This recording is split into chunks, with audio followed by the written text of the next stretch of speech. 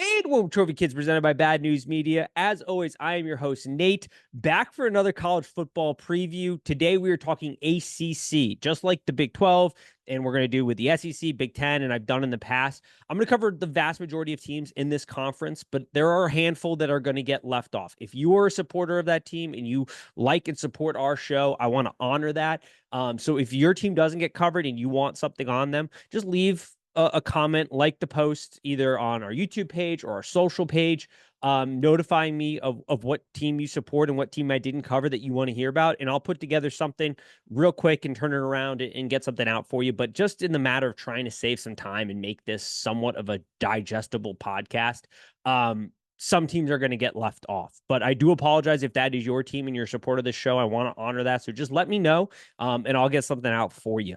But ACC breakdown. This is an interesting conference. Unlike the Big 12, where the majority of the conference could probably win the conference, I don't think that's necessarily the case here, but they do have some top tier talented teams in this conference. They have some nice middle ground teams. We're going to cover them. I'm going to start with FSU, led by Mike Norvell. 13-0 season last season. They come in with an over-under of 9.5. The storyline with FSU is development. That is what Mike Norvell and his coaching staff do absolutely best, and they are going to have their hands full doing that once again this season because they are going to have to replace an absolute ton of production that they do not get returning from last year's team. But they hit the portal hard. They built those recruiting pipelines, and they've got some nice talent on this roster. Is this a national championship competitive team similar to last season? No, but is this a team that could win the ACC and make a playoff? Probably, maybe. Let's talk about it. DJU comes in at quarterback. I think this is a very good pickup for them. I think it fits both DJ and FSU. Mike Norvell does a phenomenal job of developing the quarterback position, and he understands and is flexible enough to adjust his offenses based to what he has on the roster for talent. So they're not going to have DJU set up there and try to tear apart a defense from a passing standpoint and run air raid offense. That's not what Florida State is going to do. But, Mike Norvell in the spring, it was very apparent, and he talked about it, how he wanted to put DJU in uncomfortable positions to try to grow his skill set, to try to improve on some things that he's a little weak on. So if called upon in a certain game situation, he has a better chance of succeeding, and that's fantastic. But they're going to move more to kind of heavier set offense. It's going to be a lot of play action when they do ask him to pass. He's going to be a threat here. I think this will be a good position for him. I think he's going to be a very solid quarterback for them. But the end of the day, this is a team that is going to look to try to utilize its speed on the outside. Mike Norvell is all about playmakers making plays. That's sort of his tagline. He wants guys out open in space. And then they're going to lean very heavily on this running back room. You lose Trey Benson, which definitely hurts, but Roydell, Williams, and Holmes offer a nice kind of 1-2 punch. Williams will probably be the more shiftier back. There are some guys in this room where they could take a hit, and I think as a fan, overall, you feel pretty comfortable. The question really is going to be at wide receiver and tight end, who can be the alpha? Who can be the guy that steps up in this room? If I'm betting, I think it's going to be Malik Benson. That will probably be the guy who kind of steps up here within the wide receiver tight end room. Kentron Porter could be a name to also watch. Was banged up last year, but he's shown some promise. And this is a guy they talk about with a lot of upside, high ceiling type of guy. Looks like he did a decent job so far, impressing the staff. So he's a guy to maybe look out for on there. I think, this year, last year's team was more kind of chunk plays. This year they're going to try to utilize, like I said, that speed out in space. You're going to need a guy like Kyle Morlock to kind of live up to the hype in the transfer or in the tight end room. You need Landon Thomas to kind of step up, but Mike Norvell very much, I think, feels like the tight end room is pretty sound. And I think you get that from reading the tea leaves. They didn't go out into the transfer portal and go grab another guy.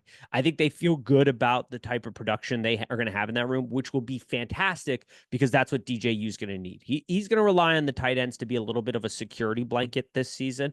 And I think that room, as long as they continue to build like they have year over year, and you get the guys like Landon Thomas, like Kyle Morlock, kind of living up to their potential, growing into the sort of projection Florida State had of these players when they went out and acquired them, then I think that the passing game, the running game will be very solid.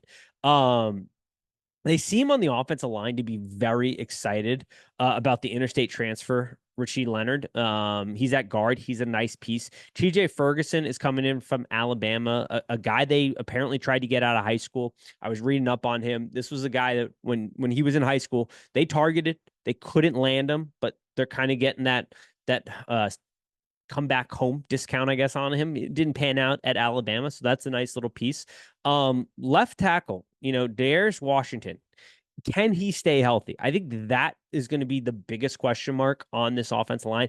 If he can stay healthy, they feel very confident that this is the best offensive line they've had at their time during the Mike Norvell regime.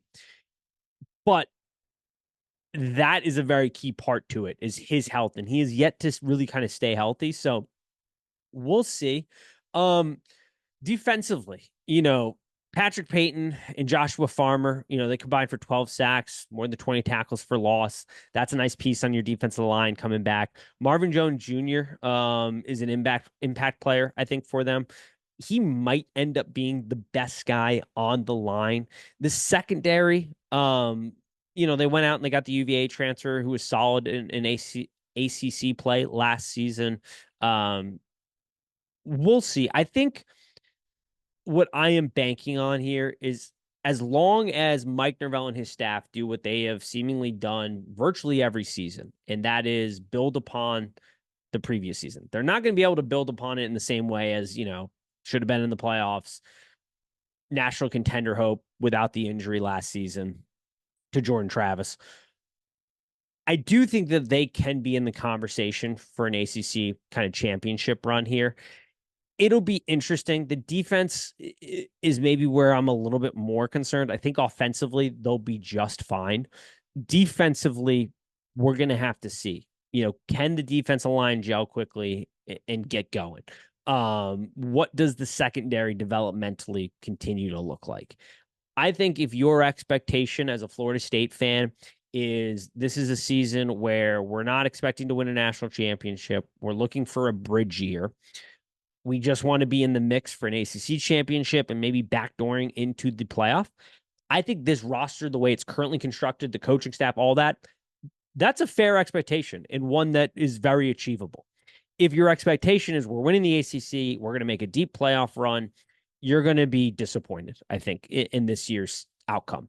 But I think long term, once again, Mike Norvell has built this the right way, that this is a sustainable program. The high school routes are really strong.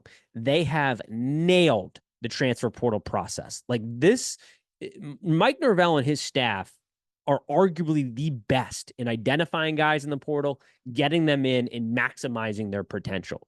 They've done that now year over year. And so there's a proven track record there. This is a year where they were kind of all in last year.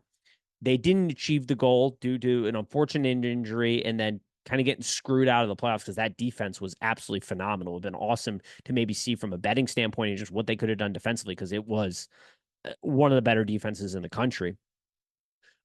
This is sort of a bridge gap year now. When you go all in one year, the next year you may not be at the same level, but you're still, you have the proof of concept.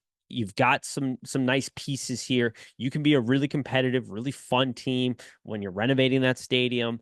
And the future looks bright, but the expectations should be managed a little bit. From Florida State, we go to Blacksburg, Virginia to talk Virginia Tech football.